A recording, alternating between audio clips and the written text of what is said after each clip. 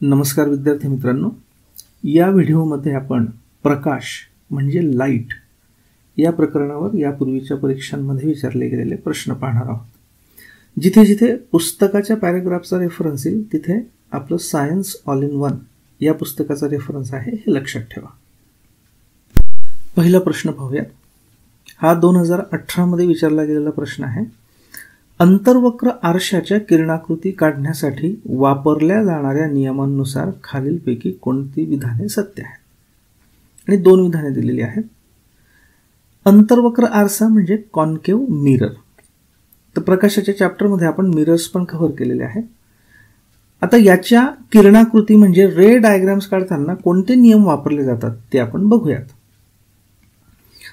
आपल्या science all in one पुस्तकामध्ये बघा, गोलीय आरशांसाठी किरणाकृती म्हणजे रे डायग्राम साठीचे नियम हे 4 नियम आपण दिलेले आहेत। अंतर्वक्र आरशासाठी हे 4 नियम आणि बहिर्वक्र आरशासाठीचे हे 4 नियम। ओके, आता आपण प्रत्यक्षात हे कसे काम करतात ते पाहू। आता बघा, ही जी आकृती आहे याच्यामध्ये हा अंतर्वक्र आरसा आहे, ठीक आहे। याचा इकडचा भाग म्हणजे लेफ्ट साइडचा भाग हा परावर्तक म्हणजे रिफ्लेक्टिव्ह आहे आणि इकडे हा जो ग्रे पट्टा दिसतोय म्हणजे इकडचा भाग हा नॉन रिफ्लेक्टिव्ह म्हणजे अपरावर्तक आहे। म्हणजे इकडनं येणारी किरण इथून परावर्तित होते। एफ म्हणजे फोकस म्हणजे मुख्य नाभी आणि सी म्हणजे सेंटर ऑफ कर्वेचर म्हणजे ज्या वर्तुळाचा हा आरसा भाग आहे त्या वर्तुळाचं केंद्र म्हणजे सेंटर ऑफ कर्वेचर। आता आपण पहिला किरण घेऊ। पहिला किरण आपण असा घेऊ की हा जो मुख्य अक्ष आहे, आता बघा हा सी आणि एफ याच्यातनं जाणारा जो अक्ष आहे हा अक्ष म्हणजे आरशाचा मुख्य अक्ष आहे। पहिला किरण आपण असा घेऊ की जो या अक्षाला समांतर आहे। हा तो किरण आहे, हा मुख्य अक्षाला समांतर आहे। हा मुख्य अक्ष त्याला हा समांतर आणि तो इथे आरशाच्या या पॉइंटवर तो आपाती आहे म्हणजे इन्सिडेंट झालेला आहे। असा ज्यावेळी पॅरलल किरण असतो त्यावेळी तो परावर्तित झाल्यानंतर मुख्य नाभीतून जातो। हा आहे पहिला नियम। ओके, ही मुख्य नाभी आहे बघा, एफ म्हणजे फोकस, सी मधून नाही, एफ मधून। आता दुसरा नियम, समजा आपाती किरण हा मुख्य नाभीतून जात असेल म्हणजे फोकस मधून जात असेल तर तो परावर्तित होताना कसा जाईल? आधी आपण आपाती किरण बघूया। हा आपाती किरण आहे आणि तो मुख्य नाभीतून गेला इथे एफ मधून। ओके, तो परावर्तित झाल्यानंतर मुख्य अक्षाला समांतर जातो। हा दुसरा नियम। आता तिसरा नियम आपण बघूयात की जिथे किरण हा या वक्रता त्रिज्येतून म्हणजे सेंटर ऑफ कर्वेचर मधून ज्यावेळी जाईल, हा आहे आपाती किरण, तो सेंटर ऑफ कर्वेचर म्हणजे वक्रता त्रिज्येतून जातो आहे, तर त्याचा परावर्तित किरण हा देखील त्या वक्रता त्रिज्येतूनच परत जातो। हा तिसरा नियम। आणि चौथा नियम आहे तो जनरल नियम आहे। तो जनरल नियम असा आहे की या तिघांव्यतिरिक्त कोणत्याही पद्धतीने जर एखादा कोण त्याच्यावर पळत असेल आरशावर तर तो नेहमीच्या रिफ्लेक्शनच्या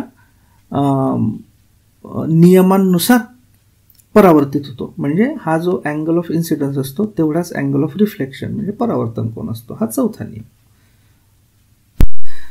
आता बघा की हे व्यवस्थित लक्षात राहण्यासाठी मी आपल्या पुस्तकामध्ये एक थोडंसं इथे लिहिलेलं आहे बघा याच्या खाली, की हे नियम थोडक्यात असे लक्षात ठेवावेत। समांतर तर मुख्य नाभी, मुख्य नाभी तर समांतर म्हणजे उलट केलं, आणि वक्रता मध्य तर वक्रता मध्य। समांतर तर मुख्य नाभी म्हणजे काय की जर आपाती किरण हा मुख्य अक्षाला समांतर असेल तर तो परावर्तित होताना मुख्य नाभीतून जाईल। समांतर तर मुख्य नाभी, मुख्य नाभी तर समांतर म्हणजे आपाती किरण मुख्य नाभीतून जात असेल तर तो परावर्तित किरण त्याचा हा समांतर असेल मुख्य अक्षाला। आणि वक्रता मध्य तर वक्रता मध्य म्हणजे वक्रता मध्यातून जर आपाती किरण जात असेल तर परावर्तित किरण देखील वक्रता मध्यातूनच परत जाईल। आता याच्या अगेन्स्ट आपण हा प्रश्न बघू।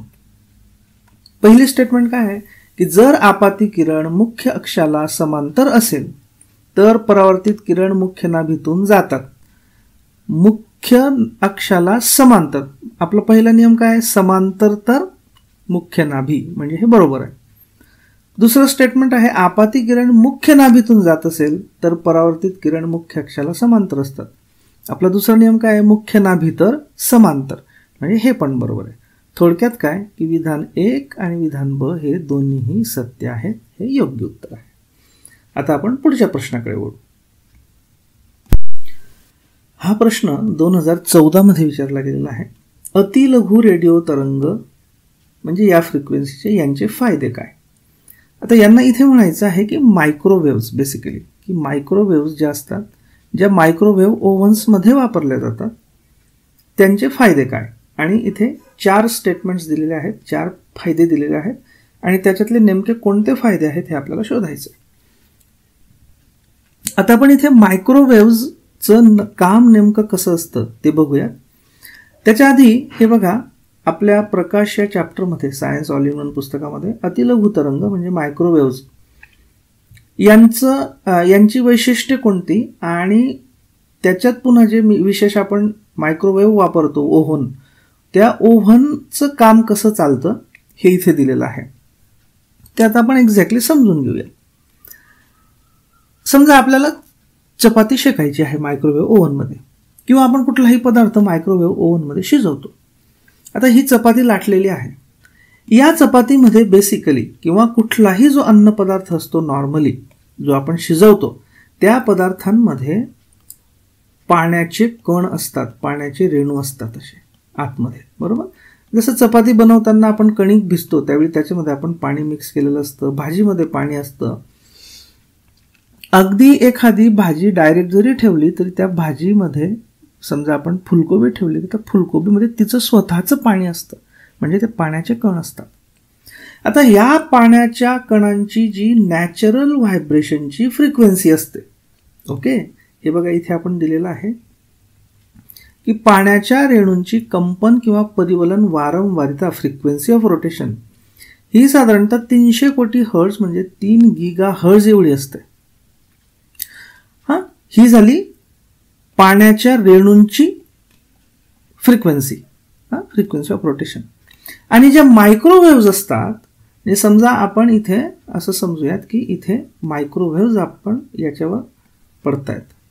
या मायक्रोवेव्जची फ्रिक्वेन्सी सुद्धा पाण्याच्या रेणूंच्या फ्रिक्वेन्सीशी मॅच होणारी असते. मग इथे एक प्रकारची एक गोष्ट घडते ज्याला आपण रेझोनन्स म्हणतो. म्हणजे ज्यावेळी 2 फ्रिक्वेन्सी मॅच होतात त्यावेळी दोघांच्या मॅचिंगमुळे प्रचंड मोठ्या प्रमाणावर ऊर्जा निर्माण होते. तर त्याच्यामुळे काय होतं की हे जे पाण्याचे रेणू आहेत, हे पाण्याचे रेणू मोठ्या प्रमाणावर मायक्रोवेव्हची ऊर्जा शोषून अत्यंत ताकदीने व्हायब्रेट होतात आणि त्यामुळे त्यांच्यामध्ये उष्णता निर्माण होते. कशामध्ये, पाण्याच्या रेणूंमध्ये, या पदार्थातल्या. आणि ती जी उष्णता असते मग त्यांनी ॲब्सॉर्ब केलेली, ती उष्णता पाण्याच्या रेणूंपासून त्या खाद्यपदार्थाच्या इतर रेणूंनाही मिळते. आता इथे समजा इतर रेणू असतील, कणकेचे रेणू, गव्हाचे, त्याच्यात समजा डाळ वगैरे मिक्स केली असेल तर डाळीचे रेणू वगैरे वगैरे, त्या सगळ्यांना ही ऊर्जा मिळते. बघा की इतक्या वारंवारतेच्या लघु मायक्रोवेव्ह लहरी जर खाद्यपदार्थांवर सोडल्या तर जलरेणू या लहरींची ऊर्जा शोषून घेतात, त्यामुळे त्यांचं तापमान वाढतं आणि ही ऊर्जा बाकीच्या आजूबाजूच्या इतर खाद्यपदार्थांना देखील मिळते. इथे लक्षात घ्या की इथे जळत काहीच नाही, इथे आग तयार होत नाही. या मायक्रोवेव्ह ओव्हन मधल्या मायक्रोवेव्ज सूक्ष्म तरंग आपल्याला दिसत सुद्धा नाहीत.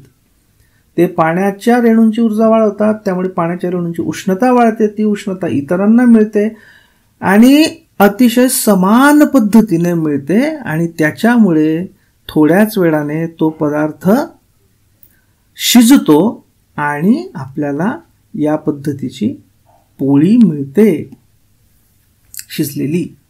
ओके, मग याच्यामध्ये आता आपण पर्याय बघूयात. या अतिलघु रेडिओ तरंगांच्या बाबतीत त्यांच्यामध्ये ज्वाला नाहीत. बरोबर, ज्वाला नाहीत, त्याच्यामध्ये फक्त त्या लहरी आहेत, ते शोषले जातात, त्याच्याने उष्णता निर्माण होते, पण ती उष्णता अशी ज्वालांच्या स्वरूपातली नसते. पदार्थातील पौष्टिकता कमी प्रमाणात नष्ट होते, हे सुद्धा बरोबर आहे. कारण मायक्रोवेव्ह ओव्हन्समध्ये ज्या पद्धतीने उष्णता सरळ पदार्थाला मिळते, त्याच्यामुळे पदार्थांची पौष्टिकता नष्ट होत नाही आणि शिवाय पदार्थांचं निर्जंतुकीकरण होतं. कारण त्या एनर्जी लेव्हलला, त्या व्हायब्रेशन लेव्हलला जर त्या पदार्थामध्ये काही जंतू वगैरे असतील तर संपूर्ण पदार्थातले जवळजवळ सर्व रेणू अत्यंत हाय फ्रिक्वेन्सीला व्हायब्रेट होत असल्यामुळे त्यांचं निर्जंतुकीकरण पण होतं, हे पण बरोबर आहे. आता हा जो आहे अन्न पदार्थांमध्ये भौतिक बदल घडतो, तर हे तितकंसं बरोबर नाही. कारण अन्न पदार्थ ज्यावेळी शिजवले जातात त्यांच्यामध्ये नुसते भौतिक बदल नाही होत, तर रासायनिक बदल देखील होतात. कारण प्रचंड प्रमाणावर उष्णता देऊन आपण त्यांना लिटरली बॉईल करत असतो, उकळत असतो किंवा प्रचंड उष्णतेने त्यांना शिजवत असतो, तर त्यांच्यात अनेक रासायनिक बदल देखील घडतात, नुसते भौतिक बदल नव्हेत. ओके, तर थोडक्यात काय, अ, ब आणि ड हे योग्य पर्याय आहेत. समजा तुम्हाला बाकीचं जरी माहीत नसलं, समजा तुम्हाला जर पहिलं माहीत असलं, ज्वाला नाहीत हे तुम्हाला पक्क माहीत पाहिजे, पौष्टिकता कमी प्रमाणात नष्ट होते हे पण माहिती पाहिजे. जर अ आणि ब तुम्हाला माहीत असतील, क डच्या बाबतीत तुमच्यात कन्फ्युजन असेल, तर अ आणि ब असलेला पर्याय एकच आहे, त्या बेसिसवर सुद्धा तुम्ही त्याचं योग्य उत्तर देऊ शकता. आता आपण पुढच्या प्रश्नाकडे वळू. हा प्रश्न 2012 मध्ये विचारला गेलेला आहे.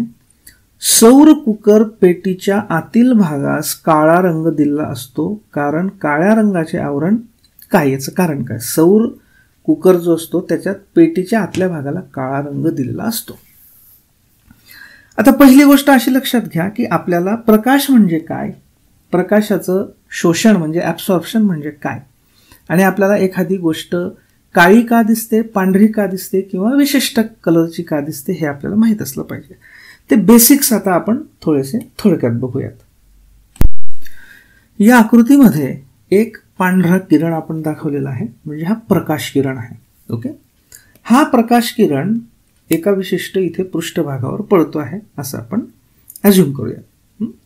समजा इथे असा पृष्ठभाग आहे आणि या पृष्ठभागावर हा प्रकाश किरण पडतो. आता तुम्हाला माहित आहे की न्यूटनने हे सिद्ध केलं होतं आणि आपण आताही हे मानतो की प्रकाश हा मुळात 7 वेगवेगळ्या कलर्सचा, रंगांचा बनलेला असतो. ता, ना, पी, ही, नि, पा, जा किंवा व्हिबग्यॉर हे ते 3 कलर्स आहेत. ता, ना, पी, ही, नि, पा, जा किंवा व्हिबग्यॉर. बरोबर, violet, Indigo, blue, green, yellow, orange आणि रेड. राईट, ठीक.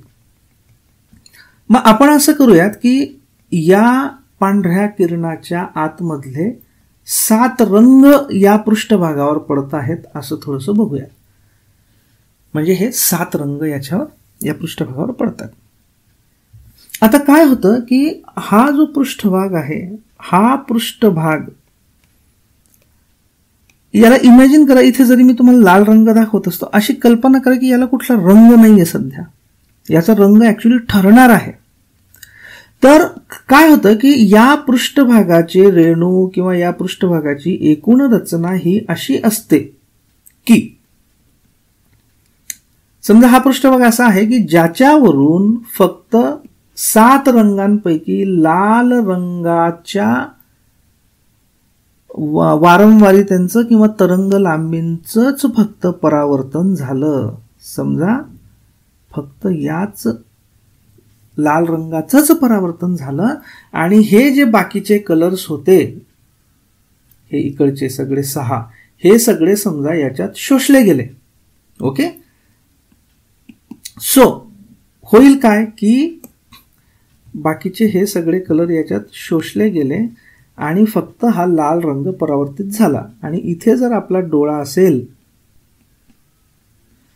तर आपल्याला काय होतंय की आपल्याला फक्त लाल रंग दिसतोय, कारण हे बाकीचे रंग इथे आतमध्ये चालले गेले आणि लाल रंग फक्त आपल्याला दिसतोय. म्हणून आपल्याला असा भास होतो की हा जो सरफेस आहे, हा जो पृष्ठभाग आहे, हा लाल रंगाचा आहे. हा फक्त प्रत्यक्षात भास असतो. समजा लाल ऐवजी पिवळा रिफ्लेक्ट झाला असता फक्त आणि बाकीचे शोषले गेले असते तर आपल्याला हा पृष्ठभाग पिवळा दिसला असता. मग आता पुढचा प्रश्न असा आहे की समजा असं झालं की या पृष्ठभागाने लाल सुद्धा आतमध्ये शोषून घेतला, म्हणजे सातीच्या साती कलर आतमध्ये शोषून घेतले, तर इकडे कुठलाही कलर रिफ्लेक्टच होणार नाही, सगळं आतमध्ये चाललं गेलं, म्हणजे आपल्याला काहीच दिसणार नाही. काहीच दिसणार नाही, काहीच न दिसणे म्हणजेच काळा रंग असतो. काळा रंग हा प्रत्यक्षात कुठलाही स्वतंत्र रंग नाही. काळा रंग म्हणजे कुठलाही रंग नसणे, या फिलिंगला आपण काळा रंग म्हणतो. काळा रंग अस्तित्वात नसतो. काळा रंग ही फिलिंग असते काहीही न दिसण्याची. थोडक्यात काय की एखादा पृष्ठभाग जर काळा असेल तर याचा अर्थ काय?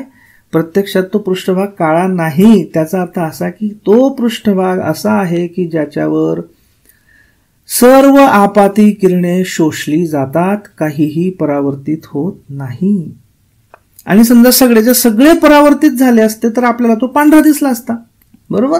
कारण काय की सगळ्याच्या सगळ्यांना मिळून आपण काय म्हणतो? एकूण पांढरा म्हणतो. सगळेचे सगळे रिफ्लेक्ट झाले असते तर आपल्याला तो सरफेस पांढरा दिसला असता. ओके, नाव याच्या अगेन्स्ट आपण हे बघूया. इथे काय आहे? कारण काळ्या रंगाचे आवरण काय करतं? त्यावर पडणाऱ्या उष्मा प्रारणाला बाहेर सोडतं का? नाही. त्यावर पडणाऱ्या उष्मा प्रारणाला परावर्तित करते का? नाही. परावर्तित कोण करतो? पांढरा करतो. त्यावर पडणाऱ्या उष्मा प्रारणाला अमान्य करते का? नाही. त्यावर पडणाऱ्या उष्मा प्रारणाला शोषून घेते. आपण बघितलं काळा रंग काय करतो? सगळ्याला शोषून घेतो. म्हणजे this is the correct answer. Okay, आता आपण पुढच्या प्रश्नाकडे वळू. हा प्रश्न 2016 मध्ये विचारला गेलेला आहे आणि प्रश्न असा आहे की विद्युत चुंबकीय लहरींची पुढीलपैकी कोणती उदाहरणे आहेत? दूरदर्शन, अतिनील, क्षकिरणे, सूर्यप्रकाश. ओके, आता आपल्या पुस्तकामध्ये आपण विद्युत चुंबकीय पटल किंवा पट्टा म्हणजे इलेक्ट्रोमॅग्नेटिक स्पेक्ट्रम याच्याविषयी खूप डिटेल माहिती दिलेली आहे आणि त्याच्यामध्ये आपण म्हटलं आहे की हे लक्षात ठेवा, RMI VUXG म्हणजे काय? हा विद्युत चुंबकीय पट्टा किंवा पटल आहे. ओके, त्याच्यामध्ये या वेगवेगळ्या प्रकारच्या लहरी असतात, इलेक्ट्रोमॅग्नेटिक वेव्हज असतात. रेडिओ वेव्हज ज्यांची तरंग लांबी जास्त असते, आणि तरंग लांबी जास्त म्हणजे वारंवारिता कमी. म्हणजे कसे असतात ते? बेसिकली असे असतात. ओके, यांची तरंग लांबी ही लॅम्बडा खूप जास्त आहे आणि फ्रिक्वेन्सी कमी आहे. ओके, आता दुसरं म्हणजे मायक्रोवेव्हज. मायक्रोवेव्हची तरंग लांबी यांच्यापेक्षा कमी असते, म्हणजे रेडिओपेक्षा कमी असते. ओके, इन्फ्रारेड घेतले तर त्यांची तरंग लांबी मायक्रोवेव्हपेक्षा पण कमी असते. व्हिजिबल म्हणजे दृश्य पारणी घेतली तर त्यांची आणखी कमी असते. अल्ट्राव्हायोलेटची आणखी कमी असते तरंग लांबी. एक्सरेची आणखी कमी असते. गॅमा रेची अजून कमी असते. म्हणजे लक्षात ठेवताना तुम्ही कसं लक्षात ठेवायचं की रेडिओ म्हणजे जास्त तरंग लांबी म्हणजे कमी फ्रिक्वेन्सी किंवा वारंवारिता, आणि गॅमा इकडचे म्हणजे कमी तरंग लांबी पण जास्त वारंवारिता. ओके, याच्यात उलट सुलट करायचं नाही, कारण काही पुस्तकांमध्ये किंवा काही ठिकाणी हे उलट दिलेलं असतं. म्हणजे गॅमा इकडे असतात, रेडिओ इकडे असतात. मग त्यावेळी लक्षात ठेवायचं की गॅमा म्हणजे कमी वेव्हलेंथ वाला. ओके, ठीक. आता मग कोणत्या कोणत्या लहरी आहेत याच्यामध्ये रेडिओ लहरी आहेत, मायक्रोवेव्ह, इन्फ्रारेड, व्हिजिबल म्हणजे जो आपल्याला प्रकाश दिसतो तो, अल्ट्राव्हायोलेट, एक्स रे आणि गॅमा रे. आता आपला प्रश्न काय आहे? प्रश्न असा आहे की खालीलपैकी कोणत्या विद्युत चुंबकीय लहरी आहेत? दूरदर्शन लहरी. आता दूरदर्शन लहरी म्हणजे प्रत्यक्षात रेडिओ लहरींमधलाच एक विशिष्ट तरंग लांबीचा पट्टा असतो, हे लक्षात ठेवा. रेडिओ लहरी, कारण तुम्ही जर बघाल तर रेडिओ तरंग याच्यामध्ये आपण म्हटलंय हे कशासाठी वापरले जातात बघा. तर यांचा दूरदर्शन यांच्या फ्रिक्वेन्सीनुसार बघा, हे AM आपला AM रेडिओ असतो बघा, त्यानंतर शॉर्ट वेव्ह, त्यानंतर TV म्हणजे दूरदर्शन तरंग, हे पण रेडिओमध्येच येतात. नंतर FM, आपण FM रेडिओ ऐकतो बघा वेगवेगळे, ते FM याच्यातच येतात. थोडक्यात काय की दूरदर्शन लहरी या रेडिओ लहरींमध्ये येतात आणि रेडिओ लहरी या विद्युत चुंबकीय लहरींमध्ये येतात, बरोबर. अतिनील किरणे अल्ट्राव्हायोलेट, यस. क्ष किरणे, यस. सूर्यप्रकाश किरणे म्हणजे काय? व्हिजिबल स्पेक्ट्रम, यस, तो पण येतो व्हिजिबल स्पेक्ट्रम, राईट. हा म्हणजे थोडक्यात काय की हे सर्व अ, ब, क, ड सर्वच विद्युत लहरींचे प्रकार आहेत. ओके, आता आपण पुढच्या प्रश्नाकडे वळू.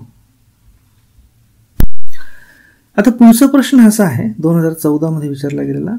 अतिनील किरणांचा भाग हा गर्द जांभळ्या रंगाच्या तरंग लांबीपेक्षा लहान तरंग लांबीचा वर्णपट भाग आहे आणि इन्फ्रारेड भाग हा लाल रंगापेक्षा कमी, आणि एका त्रिकोणाकृती घनाच्या द्रव्यासाठी वक्रीभवन निर्देशांक वेगवेगळ्या रंगांसाठी वेगवेगळा असतो.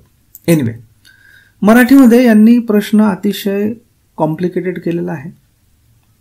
सिंपल प्रश्न असा आहे की अतिनील म्हणजे अल्ट्राव्हायोलेट, अल्ट्राव्हायोलेट किरणांचा भाग हा जांभळ्या रंगापेक्षा कमी तरंग लांबीचा असतो का?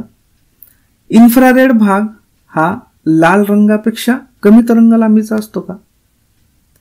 आणि त्रिकोणाकृती घनाच्या द्रव्यासाठी म्हणजे प्रिझम वक्रीभवन निर्देशांक वेगवेगळ्या रंगांसाठी वेगवेगळा असतो का? म्हणजे रिफ्रॅक्टिव्ह इंडेक्स वेगवेगळा असतो का? रंगासाठी वेगवेगळ्या रंगांचा रिफ्रॅक्टिव्ह इंडेक्स वेगवेगळा असतो का?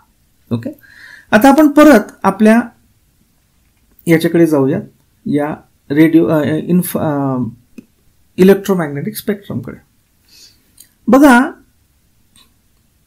10⁻³ इतक्या तरंग लांबीपासून म्हणजे 10⁻³ मीटर्स इतक्या जास्त तरंग लांबीच्या रेडिओ वेव्स पासून ते 10⁻⁻12 इतक्या कमी तरंग लांबीच्या गॅमा रेज पर्यंत सर्व वेगवेगळ्या लहरी या इलेक्ट्रोमॅग्नेटिक स्पेक्ट्रम मध्ये येतात. त्याच्यातला एक भाग असतो व्हिजिबल स्पेक्ट्रम, साधारणतः 400 ते 700 नॅनोमीटर एवढी तरंग लांबी असलेला. ओके, हा व्हिजिबल स्पेक्ट्रम म्हणजे काय? आपल्याला डोळ्यांनी दिसणारा. ओके, तर साधारणतः एवढ्या तरंग लांबीवाले व्हिजिबल स्पेक्ट्रम असतात. त्यांना जर आपण एक्सपांड केलं तर आपल्याला माहिती आहे, हा म्हणजे काय? आपल्याला दिसणारा प्रकाश, पांढरा. पण आपल्याला माहिती आहे की या पांढऱ्या प्रकाशात प्रत्यक्षात 7 रंग असतात. त्या 7 रंगांमध्ये वेगवेगळ्या तरंग लांबी असतात. आता एक लक्षात ठेवा मित्रांनो की या 7 रंगांपैकी जो लाल किंवा तांबडा रंग असतो त्याची तरंग लांबी जास्त असते, आणि इकडे जो शेवटचा असतो व्हायोलेट जांभळा त्याची तरंग लांबी सगळ्यात कमी असते. हा जांभळा इकडे अतिनीलच्या बाजूला असतो, लाल मात्र इन्फ्रारेडच्या बाजूला असतो. हे तुम्हाला मी पुन्हा पुन्हा का सांगतोय? काही ठिकाणी हे उलट केलेलं असतं, त्यावेळी काय लक्षात ठेवायचं? बघा, समजा ही आकृती आपण उलट करूयात.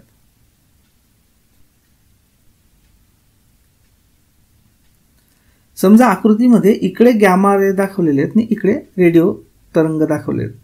रेडिओ तरंगांची तरंग लांबी जास्त, गॅमाची तरंग लांबी कमी, म्हणजे गॅमाची फ्रिक्वेन्सी जास्त, रेडिओची फ्रिक्वेन्सी कमी. तर हा जो विजिबल वाला आहे तो पण आपल्याला असा उलटा करावा लागेल. ओके, या पद्धतीने. म्हणजे नेहमी जांभळा हा अल्ट्राव्हायोलेटच्या बाजूला असला पाहिजे आणि रेड हा इन्फ्रारेडच्या बाजूला असला पाहिजे. आणि हे लक्षात ठेवायचं सिंपलच आहे, इन्फ्रारेड मध्ये रेड आहे. ओके, हे आपण आता आपल्या नॉर्मल पद्धतीचं करून घेऊ, जेणेकरून तुम्हाला वाचायला सोपं जाईल. बघा, इन्फ्रारेड मध्येच रेड आहे आणि अल्ट्रा व्हायलेट मध्येच व्हायलेट आहे. ओके, मग मुळात या विजिबलच्या इकडच्या बाजूच्यांना इन्फ्रारेड का म्हणतात, याचं कारण म्हणजे रेड पेक्षा यांची तरंग लांबी जास्त असते. ओके, आणि अल्ट्रा व्हायलेट का इकडच्यांना अल्ट्रा व्हायलेट का म्हणतात उजवीकडच्यांना, कारण व्हायलेट पेक्षा यांची तरंग लांबी कमी असते, म्हणजे फ्रिक्वेन्सी जास्त असते. ओके, ठीक. आता आपण याच्या अगेन्स्ट हे बघूयात. अतिनील किरणांचा भाग हा म्हणजे अल्ट्राव्हायलेट, अतिनील म्हणजे अल्ट्राव्हायलेट, हा जांभळ्या रंगाच्या तरंग लांबीपेक्षा लहान. अतिनील किरणांचा भाग म्हणजे अल्ट्राव्हायलेट जांभळ्यापेक्षा कमी तरंग लांबी आहे का? येस, इकडे तरंग लांबी कमी होत चालली बघा, म्हणजे लहान तरंग लांबीचा भाग आहे. बरोबर. इन्फ्रारेड भाग हा लाल रंगापेक्षा कमी तरंग लांबी, हे स्टेटमेंट आहे. लाल रंगापेक्षा इकडे कमी आहे का तरंग लांबी? नाही, इकडे तरंग लांबी जास्त आहे, म्हणजे इथे ऍक्च्युली जास्त पाहिजे होतं, म्हणजे हे विधान चूक आहे. आणि तिसरं एक त्रिकोणाकृती घनाच्या द्रव्यासाठी म्हणजे प्रिझम, अपवर्तनांक, वक्रीभवन निर्देशांक म्हणजे काय? अपवर्तनांक म्हणजे रिफ्रॅक्टिव्ह इंडेक्स वेगवेगळ्या रंगांसाठी वेगवेगळा असतो. येस, किंबहुना हे मी आत्ता तुम्हाला जास्त एक्सप्लेन करत नाही, कारण जो प्रकाशाचे अपवर्तन वगैरे तो जो धडा आहे त्याच्यामध्ये हे सगळं येणार आहे. ज्यावेळी हे रेज असे पडतात सूर्यकिरणाचे, त्यावेळी तांबड्याचं वेगळं रिफ्रॅक्शन होतं, नारंगीचं वेगळं होतं, पिवळ्याचं वेगळं होतं, हिरव्याचं वेगळं होतं, आणि त्यामुळे आपल्याला 7 रंग प्रिझम मधून दिसतात. कारण काय की त्यांचा रिफ्रॅक्टिव्ह इंडेक्स वेगवेगळा असतो, त्यामुळे ते कमी जास्त वाकतात. म्हणजे काय की रिफ्रॅक्टिव्ह इंडेक्स हा वेगवेगळ्या रंगांसाठी वेगवेगळा असतो. हे बरोबर आहे, म्हणजे अ बरोबर आहे आणि क बरोबर आहे, ब बरोबर नाही. ओके, आता आपण पुढच्या प्रश्नाकडे वळू. हा प्रश्न असा आहे की वातावरणात कोणत्या प्रकारचे किरण कार्बन डायऑक्साईड शोषतात? अल्ट्राव्हायलेट का व्हिजिबल, इन्फ्रारेड, मायक्रोवेव्ह? इनफॅक्ट याच्या पुढचे जे 3-4 प्रश्न आहेत हे सगळे इलेक्ट्रोमॅग्नेटिक स्पेक्ट्रम याच्यावर आहेत, आणि आपल्या पुस्तकामध्ये विद्युत चुंबकीय पट्टा म्हणजे इलेक्ट्रोमॅग्नेटिक स्पेक्ट्रम याचे डिटेल्स दिलेले आहेत, उपयोग, कॅरेक्टरिस्टिक, वैशिष्ट्य वगैरे वगैरे. ते अगदी पाठ असले पाहिजेत तुमचे. एनिवे, तर इन्फ्रारेडच्या बाबतीत आपण इथे म्हटलेलं बघा की यांना उष्मालहरी, हीट वेव्हज असंही म्हणतात. याचं कारण काय की कोणत्याही पदार्थांमधील पाण्याचे रेणू तसेच CO2 म्हणजे कार्बन डायऑक्साईड, NH3, अमोनिया यासारखे रेणू देखील ही प्रारणे शोषून घेऊन त्यांची उष्णता वाढते, आणि अत्यंत उष्ण पदार्थ व रेणू यांच्यापासून ही किरणे उत्सर्जित होतात. म्हणजे काय की वातावरणात कोणत्या प्रकारची किरणे कार्बन डायऑक्साईड शोषून घेतात? तर इन्फ्रारेड. ओके, पुढचा प्रश्न बघूया. हा स्टाफ सिलेक्शन कमिशन मधला 2013चा प्रश्न आहे की ultraviolet rays can be used in water treatment as what? Ultraviolet म्हणजे अतिनील किरण. अतिनील किरणांचे जे उपयोग आहेत त्याच्यातला पॅराग्राफ मधला हा स्क्रीनशॉट मी पुस्तकातला दिलेला आहे. तर बघा की पाणी शुद्धीकरणाच्या मशीन्समध्ये सूक्ष्मजीवांना मारण्यासाठी म्हणजे डिसइन्फेक्टंट म्हणून UV लॅम्प्स म्हणजे अल्ट्राव्हाईट लॅम्प्स वापरतात. म्हणजे थोडक्यात काय की अल्ट्राव्हायलेट रेज कशासाठी वापरतात? डिसइन्फेक्टंट म्हणून. हायड्रोलायझर नाही, फ्लोक्युलेटर नाही, प्रेसिपिटेटर नाही. ओके, पुढचा प्रश्न. हा प्रश्न MPSC 2016चा आहे. पुढील 2 विधानांपैकी योग्य विधान कोणतं आहे? अतिनील किरणे किरकोळ गाठ्यांवर उपयुक्त ठरतात. अतिनील म्हणजे काय? अल्ट्राव्हायलेट. अवरक्त किरणे म्हणजे इन्फ्रारेड रासायनिक द्रव्यांचे पृथक्करण करतात. आता बघा की या सर्व वेगवेगळ्या लहरींचे जे आपण उपयोग दिलेले आहेत ते जर तुम्ही लक्षात घेतले तर तुमच्या लक्षात येईल की किरकोळ गाठी किंवा कॅन्सर गाठी वगैरे, ट्युमर्स यांच्यावर उपयुक्त किरण ही क्ष किरण आहेत आणि गॅमा किरण आहेत. बघा, क्ष किरणांमध्ये कॅन्सरच्या पेशी नष्ट करण्यासाठी उपयोग, गॅमा किरणांमध्ये बघा की ते जिवंत पेशींना मारू शकतात, त्याच्यामुळे कॅन्सर पेशी नष्ट करण्यासाठी वापरतात वगैरे वगैरे. थोडक्यात काय की अतिनील किरणे गाठींवर उपयुक्त नसतात, हा त्यांचा उपयोग नाही. आणि इन्फ्रारेड हे रासायनिक द्रव्यांच्या पृथक्करणामध्ये पण वापरले जात नाहीत. थोडक्यात काय की दोन्हीही विधानही बरोबर नाहीत. पुढच्या प्रश्नाकडे वळू आपण. हा प्रश्न MPSC 2015चा आहे. हा पण पुन्हा इलेक्ट्रोमॅग्नेटिक वेव्हजवर आहे की अतिनील म्हणजे अल्ट्राव्हायोलेट रेज हे डॅश डॅश मधून आरपार जाऊ शकत नाहीत. काच, क्वार्ट्ज, फ्लोराईट, रॉक साल्ट वगैरे वगैरे. बघा, अतिनील किरणांच्या पॅराग्राफ मधचा हा स्क्रीनशॉट आहे. त्याच्यामध्ये आपण एक ठिकाणी लिहिलेलं बघा की साध्या काचेत अल्ट्राव्हायोलेट परारणे शोषली जातात, म्हणजे आरपार जात नाही, ती तिथेच शोषली जातात. त्यामुळे वेल्डिंग करताना वेल्डिंगच्या आर्कमधून उत्सर्जित होणाऱ्या UV परारणांपासून डोळ्यांचे संरक्षण करण्यासाठी काचेचे हेल्मेट वापरतात. काचेच्या खिडक्यांमुळे सनबर्न म्हणजे सूर्यप्रकाशामुळे त्वचा खराब होणे, टॅनिंग, काळपट पडणे हे होत नाही. ओके, थोडक्यात काय की काचेमध्ये अल्ट्राव्हायोलेट परारणे ही शोषली जातात, ती आरपार जात नाहीत. ओके, सो आन्सर इज काच. अतिनील किरणे काचेमधून आरपार जात नाहीत, म्हणजे शोषली जातात. ओके, तर ही प्रकाश या प्रकरणावरची उदाहरणं होती, प्रश्न होते. एक लक्षात ठेवा की प्रकाश हे जे बेसिक चॅप्टर आपल्या पुस्तकामध्ये आहे याच्यावर किती प्रश्न विचारले गेले हे फारसं महत्त्वाचं नाही. याचं कारण म्हणजे की या चॅप्टरमध्ये तुम्ही ज्या ज्या बेसिक कन्सेप्ट शिकतात त्या तुम्हाला पुढच्या चॅप्टर्ससाठी म्हणजे रिफ्रॅक्शन वगैरे ते सगळे फेनॉमेनन, रिफ्रॅक्शन, स्कॅटरिंग, एव्हरीथिंग, आणि पुन्हा भिंगे म्हणजे लेन्सेस, ही जी दोन महत्त्वाची चॅप्टर्स आहेत की ज्याच्यावर खूप प्रश्न विचारले जातात, ते समजण्यासाठी तुम्हाला हे या बेसिक कन्सेप्ट समजणं आवश्यक आहे. त्याच्यामुळे हे चॅप्टर अत्यंत मन लावून आणि अत्यंत व्यवस्थित वाचा. So thank you very much.